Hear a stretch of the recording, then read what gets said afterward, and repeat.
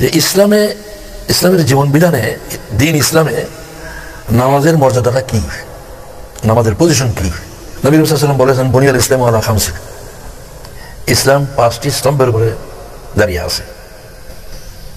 বলা হচ্ছে আশহাদু আল্লা ইলাহা ইল্লাল্লাহ আশহাদু আন্না মুহাম্মাদার রাসূলুল্লাহ।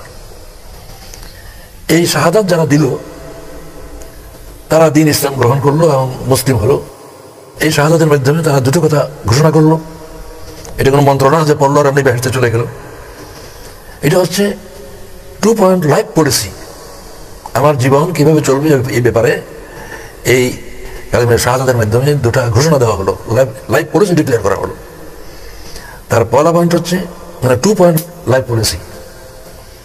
পয়লা পয়েন্ট হলো আমি একমাত্র আল্লাহর হুকুম মেনে চলবো, আল্লাহর হুকুমের বিপরীত কারো হুকুম মানবো না। দ্বিতীয় হচ্ছে আমি মুহাম্মদ সাল্লাল্লাহু আলাইহি ওয়াসাল্লাম যেভাবে আল্লাহর হুকুম পালন করেছেন একমাত্র সেভাবে পালন করবো। আল্লাহর হুকুম পালন করার তরিকা আমি কোথাও শিখবো না, আর কারোর কাছে জানার চেষ্টা করবো না। মুহাম্মদ সাল্লাল্লাহু আলাইহি ওয়াসাল্লাম যেভাবে আল্লাহর হুকুম পালন করেছেন সেভাবেই পালন করবো। এই যে ডিক্লারেশনটা, এই ডিক্লারেশন যদি না বুঝে আর কালিমা শরীফ মুখে উচ্চারণ করে তাহলে এমন হলো না। এই উচ্চারণটা তো টিয়া পাখিও করতে পারবে, শিখাইলে ময়না পাখি করতে পারবে।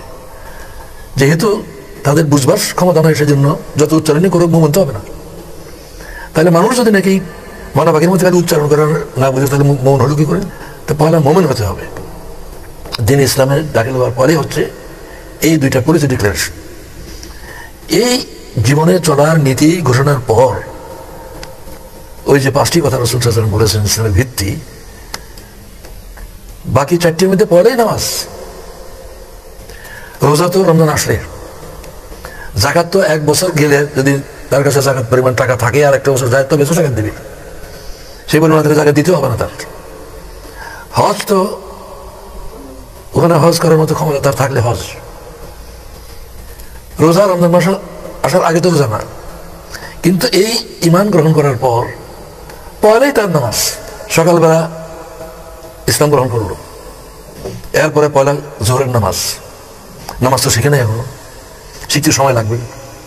কিন্তু এবার অপেক্ষা করা যাবে না। যে ঈমান গ্রহণ করেছে মুমিন হওয়ার প্রমাণ দিতে হবে পয়লা নামাজ দিয়ে। নামাজটা হচ্ছে কালিমা তয়্যিবার বাস্তব প্রমাণ যে সে কালিমা গ্রহণ করেছে। যতদিন পর্যন্ত নামাজ শিক্ষা না হবে ওই পর্যন্ত তসবিহ জপবে, দাঁড়ানো অবস্থায় তসবিহ জপবে, রুকু সিজদা অবস্থায় তসবিহ জপবে, আর কিছু শিখে নেই এবং শিখতে থাকবে। এবং যে কদিন লাগে সেই কদিন শিখে তারপর নামাজটা আদায় করবে, কিন্তু নামাজ বাদ দেওয়া যাবে না।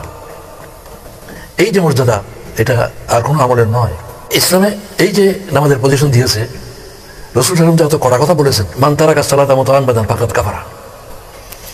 রাসূল সাল্লাল্লাহু আলাইহি ওয়াসাল্লাম বলছেন যে ব্যক্তি ইচ্ছাকৃতভাবে নামাজটাকে বাদ দিল, এই কাজটা সে করলো, এটা কুফরি কাজ, এটা ঈমানের কাজ না। একথা বলেন না যে কাফের হয়ে গেল, কিন্তু কাজটা মুমিনের কাজ নয়, এটা কুফরি কাজ। আর এক হাদিসে রাসূল বলছেন বাইনাল মুমিনের বাইনাল রাজুলি ওয়াল কুফরি তারকুস সালাত। এক ব্যক্তি এবং কুফর তার মাঝখানে নামাজ ত্যাগ করা। নামাজ ত্যাগ করলে বোঝা গেল সে এটা কুফরি করছে।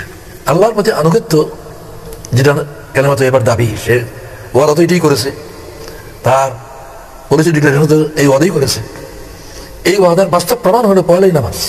হাদিসে এটাও আছে যে নবী সাল্লাল্লাহু আলাইহি ওয়াসাল্লামের ভাষায় যে নামাজটা হচ্ছে বান্দা এবং মুমিনের মধ্যে গোপন সংলাপ।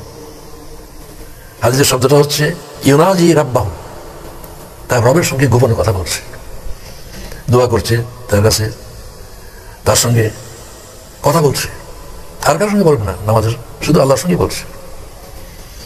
এই হাদিসের মধ্যে আবার আর টুকরা আছে যে ইন্না রাব্বাহু বাইনাহু ও বাইনা কিবলা, বাইনাল কিবলা। সে যখন নামাজে দাঁড়াইল তখন তার সামনে তার রব একদিকে আর কিবলা একদিকে, মাঝখানে কিছু নেই। এইভাবে এবং নবী সাল্লাল্লাহু আলাইহি ওয়াসাল্লাম এই কথা বলেছেন ইহসানের সঙ্গে দিতে গিয়ে, আন তা'বুদাল্লাহ কাআন্নাকা তারাহু ফাইন লাম তাকুন তারাহু ফাইন্নাহু ইয়ারাক। এমনভাবে আল্লাহর হুকুম পালন করো যেমন নাকি তুমি তাকে দেখছো। যদি এমনটা নাও হয় তাহলে তিনি তোমাকে দেখছেন, এটা তো তুমি অবশ্যই মনে রাখবে। তো যদি কর্তা কর্মচারীর কাজ দেখছে এটা লক্ষ্য করে তাহলে খুব মনোযোগ দিয়ে করবে। এইভাবে নামাজকে যে পজিশন দেওয়া হয়েছে, নবী সাল্লাল্লাহু আলাইহি ওয়াসাল্লাম যখনই পেরেশান লাগতো নামাজে দাঁড়িয়ে যেতেন। মানে আল্লাহর সঙ্গে সরাসরি সম্পর্ক নামাজটার মাধ্যমে হয়। নবী করিম সাল্লাল্লাহু আলাইহি ওয়াসাল্লাম তো সশরীরে মেরাজে গেছে, কিন্তু মুমিন রুহানিভাবে মেরাজে থাকে যখন নাকি নামাজ আদায় করে।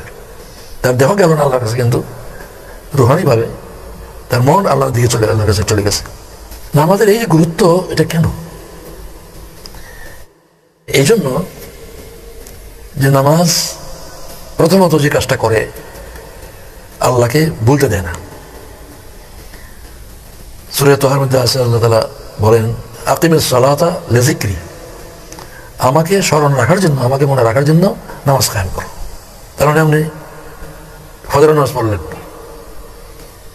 এরপরে হাদিসে আছে যে মনটাকে মসজিদে রেখে যেতে হবে। যে 7 ধরনের ব্যক্তি হাসরের ময়দানে আরশের নিচে ছায়া পাবে, তার মধ্যে একজন হচ্ছে কালবুহু মুআল্লাকুন ফিল মসজিদ, ওই ব্যক্তি যার অন্তর, যার মন মসজিদে ঝুলিয়ে রাখছে।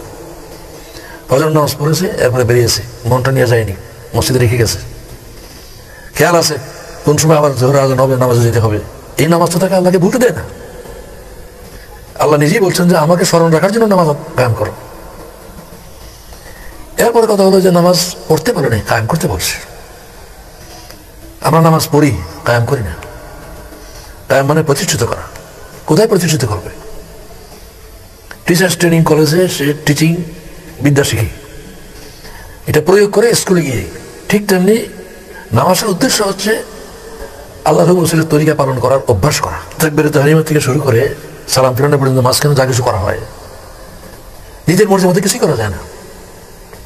রাসূল সাল্লাল্লাহু আলাইহি ওয়াসাল্লাম যা শিক্ষা দিয়েছেন, এটার বাদে যদি অন্য কিছু করে তো নামাজ থাকবে না। যে যে জায়গায় চক্ষু রাখতে বলা হয়েছে সেই সময় জায়গায় উপর দিকে তাকায়, নামাজ চলে যাবে। এই সময়ে নামাজের ভেতরে যতক্ষণ মুমিন থাকবে, তার পক্ষে নিজের মর্জির মতো কোনো কিছু করার অনুমতি নাই। যদি করে তো নামাজ থাকলো না, আবার নতুন করে পড়তে হবে। এটা তার কি শিক্ষা দিল?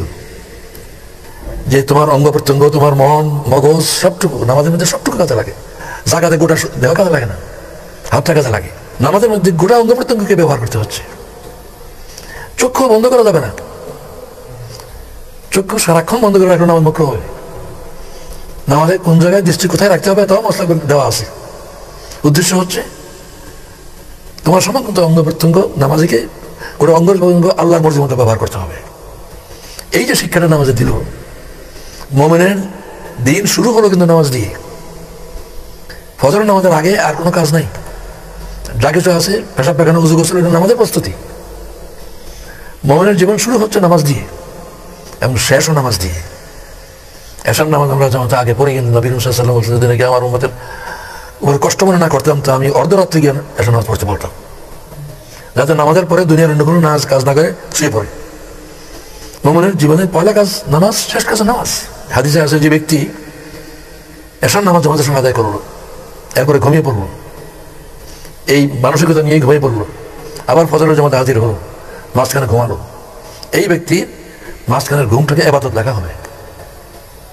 সকলের ঘুম ইবাদত নয়। এই নিয়মে যে ঘুমায়, নামাজটা ইবাদত, তার ঘুমটাও ইবাদত।